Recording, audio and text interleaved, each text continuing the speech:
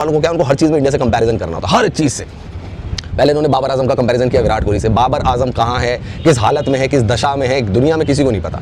और भैया 3-4 में टीम में भी नहीं है। पीएसएल के अंदर हमारे पास डीआरएस नहीं था। क्यों नहीं था डीआरएस? क्योंकि डीआरएस आया था इंडिया से। इंडिया के जो टेक्नीशियंस थे, इंडिया के जो लोग थे, वो सारे आए थे पीएसएल के अंदर डीआरएस लेकर, और डीआरएस की टेक्नोलॉजी वगैरह पाकिस्तान में वही दे रहे थे। जब यहाँ पर ये सारा मामला हुआ, इंडिया के ऊपर अटैक हुआ, फिर पीएसएल दोबारा चालू हुई, या फिर ये जो सीरीज हुई हमारी बांग्लादेश के अगेंस्ट, इसमें डीआरएस नहीं था।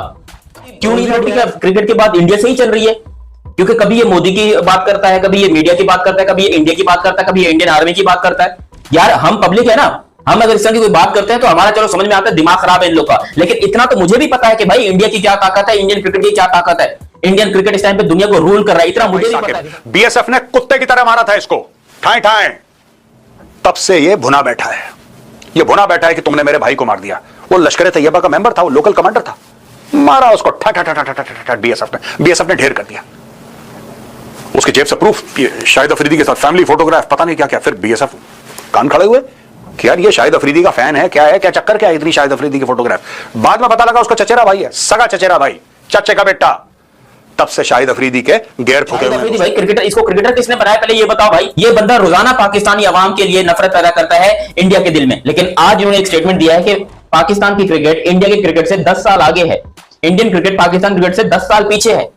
आप सोचोगे कैसे, कहते हैं टेक्नोलॉजी में, टैलेंट में, क्रिकेट में इस टाइम पर पाकिस्तान का जो है वो कोई मुकाबला ही नहीं कर सकता है, और इंडिया तो दूर दूर तक नहीं कर सकता। अभी इंडिया पीछे है टैलेंट के मुकाबले में। यार यही बंदा था जो कि पाकिस्तान के लिए कहता था कि टैलेंट का है पाकिस्तान के अंदर, इसको चाहिए सिर्फ और सिर्फ पैसा। और इतनी ट्रेंड हो गई है कि ये तो मुकाबले ही नहीं कर पाएंगे। अफरीदी जी आपने चाय की ऑफर करी है तो मैं ऑफर ये करूंगा, फिर 93,000 आप भेज दें, फिर उनकी जो पतलून शाहिद अफरीदी है दोस्तों, वो मानसिक दिवालियेपन का शिकार हो गया है, और अब उसका एक ही एजेंडा रह गया। वो सोच रहा है जैसे इमरान खान पाकिस्तान का प्रधानमंत्री बन गया तो मैं भी फौज के साथ लोग लुगा के कल मैं भी कुछ प्रधानमंत्री कुछ बन जाऊंगा। वैसे anything can be possible in Pakistan, कुछ भी हो सकता है भाई।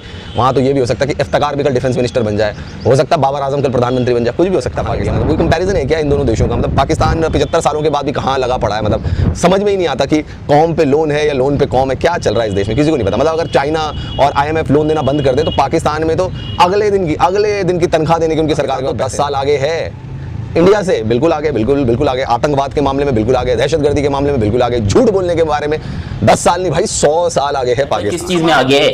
किस चीज में मुझे बताओ, ये देखने में आगे है। आप वेबसाइट जाकर देख लो, पाकिस्तान के अंदर सारी की सारी बैन हुई पड़ी है, लेकिन नंबर 1 पे कहां मिलेगा? पाकिस्तान में। और पाकिस्तान में भी शर्म वाली बात है कि ऐसी चीजें ही मशहूर होती हैं, और जब आप सारा दिन ऐसी चीजें देखोगे तो आपको क्या लग रहा है कि आप मीडिया पे आकर अच्छी बातें करोगे? मुझे तो लगता है कि ताजा ताजा हिलाकर बैठते हैं शायद भाई, ऐसा क्या दिमाग काम नहीं कर रहा? इतनी ज्यादा हो गई है यार, इतनी बकवास, इतनी बातें, इतनी, ये क्या है? शाहिद भाई को कौन सा क्या पी रहे हो आजकल? क्या कौन सा भाई आप लोगों ने यहाँ पर शुरू किया हुआ? क्योंकि आप खुद सोचो, एक तरीके से दुनिया को चीज नजर आ रही है, दुनिया देख रही है, आप यहाँ पर बैठ के पाकिस्तान की आवाम को, पाकिस्तान की बेचारी पब्लिक को भूतिया बना रहे हो। अंदर हिंदू कम्युनिटी, सिख कम्युनिटी, जितने भी लोग हैं सबसे ज्यादा सेफ है। ना वहाँ मुसलमान सेफ है, ना उनकी मस्जिद सेफ है, ना हमारे सरदार सिख भाई सेफ है। वहाँ शाहिद खान अफरीदी को कराची में सुपुर्द खाक कर दिया गया। विजन ग्रुप के chairman Abdul Alim Khan, adviser to chairman Akram Chaudhry और स्टाफ ने शाहिद अफरीदी के इंतकाल पर गहरे गम और दुख का इजहार किया। उगला है, उसको अपनी सेना का कुछ अंदाजा नहीं है, कहां सेना मार खा के घुसी पिटी, कहां कौन से बंकर के अंदर दबी पड़ी है, कौन से क्या बोल सकते हैं उसको, कौन से जहन्नुम में पड़ी हुई, उसको अपनी सेना का कुछ नहीं पता। उसको कमेंट करना इंडिया की सेना के ऊपर पिल रहे हो तुम भाई साहब, जंग के मैदान में भी पिल रहे हो, और उसके बावजूद तुम विक्ट्री परेड निकाल रहे हो। तो भाई मुझे तो ये लगता है कि शाहिद अफरीदी जो कि एक फ्रॉड खिलाड़ी रहा है, सबसे बड़ा फर्जी खिलाड़ी रहा है इंटरनेशनल क्रिकेट का, जिसने ICC की आंखों में धूल झोंका, उसके रिकॉर्ड जैसा मैंने कहा 4 फीट होनी चाहिए सबसे पहले, क्योंकि उसने एज फ्रॉड किया था और उसने अपनी बायोग्राफी में भी पाकिस्तान कोई सबूत ही दिखा दो यार कि पाकिस्तान दिखाया है। एक अभी भी हमारे पास है, एक को हमने चाय पिला के वापस भी कर दिया आप लोगों के पास, पटाखा पड़ जाता है वहां पे पाकिस्तान। तुम लोगों की 8 लाख फौज वहां बैठी है, और अपनी बकलोलियों की वजह से, अपनी बातों की वजह से शाहिद अफरीदी हमेशा कोई ना कोई भंड मारते हैं, हमेशा। इन्होंने यकीन करो पाकिस्तानी अवाम की भी ली है और इंडियन अवाम की भी ली है। ये हर वक्त बैठ के अपने आप को मीडिया पे दिखाने के लिए कभी कौन सी बात, कभी कौन सी बात, कभी कौन सी बात, कभी कश्मीर का मुद्दा, कभी इंडियन मीडिया, कभी नरेंद्र मोदी, कभी दोस्तों, स्वागत है एक ऐसी बहस में जो क्रिकेट के मैदान से निकलकर सोशल मीडिया और न्यूज रूम की सुर्खियों तक पहुंच गई है। ये कहानी है एक बयान की जो विवादों का तूफान बन गया। बात शुरू हुई पाकिस्तान के पूर्व क्रिकेटर शाहिद अफरीदी के उस दावे से जिसमें उन्होंने कहा कि पाकिस्तानी क्रिकेट टेक्नोलॉजी और गेम में भारत से 10 साल आगे है, लेकिन यह दावा मैदान पर उतरने से पहले ही विवादों में घिर गया। भारतीय प्रशंसकों ने इसे सिरे से खारिज किया, और तो और पाकिस्तानी मीडिया ने भी अफरीदी की इस बात को तथ्यों की कसौटी पर कसकर आड़े हाथों लिया। आज हम इस डिबेट में गोता लगाएंगे, क्या अफरीदी का बयान तथ्यों पर टिका है या ये सिर्फ एक बड़बोला दावा है जो क्रिकेट के मैदान की हकीकत से कोसों दूर है? तो तैयार हो जाइए, क्योंकि ये बहस तेज, तीखी और तथ्यों से भरी होने वाली है। तुम भाई साहब जंग के मैदान में भी पिल रहे हो और उसके बावजूद तुम विक्ट्री परेड निकाल रहे हो। तो भाई मुझे तो ये लगता है कि शाहिद अफरीदी जो कि एक फ्रॉड खिलाड़ी रहा है, सबसे बड़ा फर्जी खिलाड़ी रहा है इंटरनेशनल क्रिकेट का, जिसने आईसीसी की आंखों में धूल झोंका, उसके रिकॉर्ड जैसा मैंने कहा 4 फीट होनी चाहिए सबसे पहले, क्योंकि उसने एज फ्रॉड किया था और उसने अपनी बायोग्राफी में भी ये चीजें बताई है। तो इस जैसे फ्रॉड क्रिकेटर की जो बातें हैं ना दोस्तों, इसकी बातों को सुनकर सिर्फ मुझे अभी हंसी आती है और मुझे लगता है कि जो शाहिद अफरीदी है दोस्तों, वो मानसिक दिवालियेपन का शिकार हो गया है और अब उसका एक ही एजेंडा रह गया। वो सोच रहा है जैसे इमरान खान पाकिस्तान का प्रधानमंत्री बन गया तो मैं भी फौज के साथ लुगा के कल मैं भी कुछ प्रधानमंत्री कुछ बन जाऊंगा। वैसे anything can be possible in Pakistan, कुछ भी हो सकता है भाई।